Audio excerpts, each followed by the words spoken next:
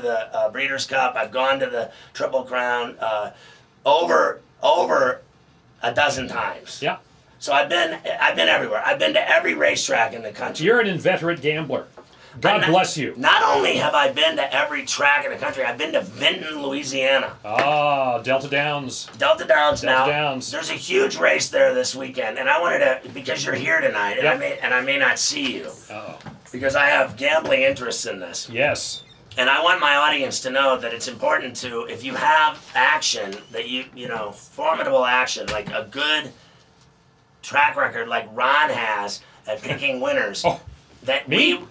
we can make money this weekend on this race. This is $1 million horse race. Yes. I think $600,000 to the winner. Yep. So, first of all, where do you still do stuff for horse racing? What are those, Yeah. am I supposed to remember this stuff? There you go. So you've written America's Best Racing and Brisnet. Yep. And you report on racing for RSN in Australia and obviously CBS Sports Radio. Right. So you love the ponies. I do. And I walked in tonight and I said that I was interested in talking about the race because it's Saturday and I want to bet on this race. Right. And you couldn't believe that I was talking about the Delta Downs jackpot. Right. $1 million race. One of the first steps to see who's the next American Ferrall. Right. I mean, this is where you take the same sort of a path. And you got 10 horses in this race. They're all 2-year-olds, which means they're squirrely. You know, 2-year-olds, they grow up at different rates. It's like you go to a Little League game and you see like a 10-year-old kid who's already gone through puberty and he's dominating everybody. Then by the time he turns 12, everybody's caught up with him. Right. That's what happens with 2-year-olds. So you're looking for that 2-year-old who's the early bloomer. A lot of people think it's Exaggerator, the number 9 horse. Kent DeSormo, who rode Big Brown back in 08. Remember Big Brown, who was a big bust at the Belmont? Right. Okay, and DeSormo's won Kentucky Derbies and Preaknesses and et cetera and so forth, won a Belmont Stakes. He's on the favorite, Exaggerator. I don't like him. It's number 9. He's going to start from the number 9 gate. It's too far outside. I don't think this horse travels well. You said in the juvenile at the Breeders, the horse ran from the outside and had a real bad run. He was out wide. He was forced out early on. Wound up finishing 4th. Now he's a good horse and he can get the distance. We've seen that. That's a big issue now too. As these 2-year-olds get to be older, you're trying to run them a little farther. You're trying to run them 6 furlongs. You know, 3/4 of a mile, a little more. Get them to a mile. This is a mile and 1/16. Kentucky Derby next year, 1.25 miles. So they're trying to figure out which ones of these horses can run that far. Not all of them have, so it's a bit of a guessing game. And I'm guessing that your winner is going to be the second favorite, and that's going to be Sunny Ridge. The problem is, Sunny Ridge has never run more than a mile. It's a mile and 1/16. Big question mark on him. Raced in the slop last time out, but won a couple before that. And that's why I kind of like him. He's going to be the number 3 horse. Yeah, the number 3 horse, and Ortiz Jr.'s on top. Irad Ortiz, terrific jockey in New York. Terrific young jockey. I like him there. And Holy Bull is Sunny Ridge's dad. Holy Bull has produced more than a few good horses. May I name Secretariat? Right. So what about, there's a couple of other numbers that are intriguing on this field.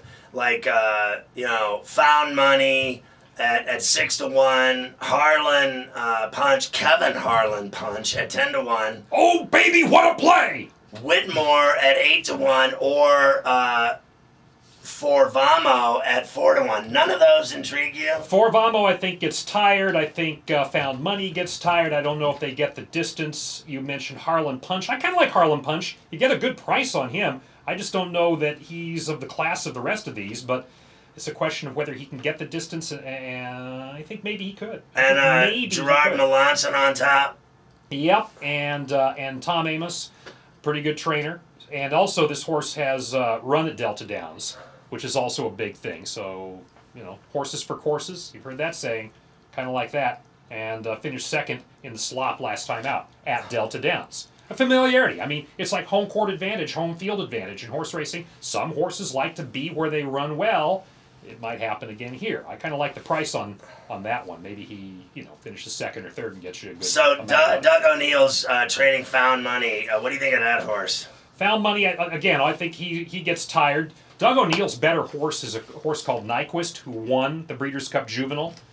And he's got the same jockey on this horse that rode in the Breeders' Cup Juvenile, Mario Gutierrez. The same combination, owner, trainer, jockey, they were all together with I'll Have Another. You may remember him from a few years ago. I'll have another. Give me. I'll have another. Stromboli at the... Oh, I'm sorry. That's I'll have another. And these damn horses had better catch these tickets. So a lot of big names go down for this race every year because there's fat money on the line. It's a great event. Yep. It's a great race, and we find out basically who are the best 2-year-olds in the business, getting ready for riding through the winter and getting ready for the spring and the Kentucky Derby. This is really the first step after the Breeders' Cup Juvenile to start toward the Kentucky Derby. We're all distracted by the Breeders' Cup until now. Now the focus really starts to zero in on the Derby. You get 10 points for winning this race. It's a point system that gets you into the Derby, and 10 is a big, big step. Sometimes that's enough just alone that race. Sometimes you may need a little bit more, but it's a big step up for whoever wins this race. What did you think of Ferrall in the Classic? Oh, terrific. Just terrific. I got to know the owners pretty well during this summer, so I was with them the day of the race, and they were nervous before every race, as you would be. Just didn't know coming off of his loss at the Travers where he was sweating and he was nervous the day before, and really got sucked into a speed duel at the beginning of the race, whether he was going to come back and do well in the Classic. And you know, that 9 weeks off sure did him well, didn't it? He just schooled everyone. 6.5 lengths. Woo. It was embarrassing. What do you think of that track down there in Vinton? Vinton, I've never been there. I've never been there. Only seen it on TV. But you've heard good things about that track? Oh, yeah, absolutely. Oh, absolutely. Everybody loves going there as the first stop because that sort of gets you ready to go from north to south. Now you're going to go ahead to the races in Florida, go to the races in Arkansas, that sort of thing. Go to the fairgrounds not far from there. Do you know my boy Don Stevens down there? Heard the name. Yeah, he's the man at Delta. Is he the guy? Yeah, he's the guy I should look up if I ever get down there? You take care of me if I get down there? I'm telling you, he's the one calling the races. He's a badass. So listen, Ron, thank you. I appreciate it. So I'm going to go to the window with your picks for this race. We'll see if you make me any money. Absolutely. I like the 3, the 5 is a long shot, and I wouldn't throw the 9, the favorite, completely out. Okay? So, but you just don't like Exaggerator. I don't like him to win just because of the post, yeah. There you go. All right. So he's betting against Kent DeSormo and Exaggerator in the Delta Downs. In their backyard. All right. We'll get you back.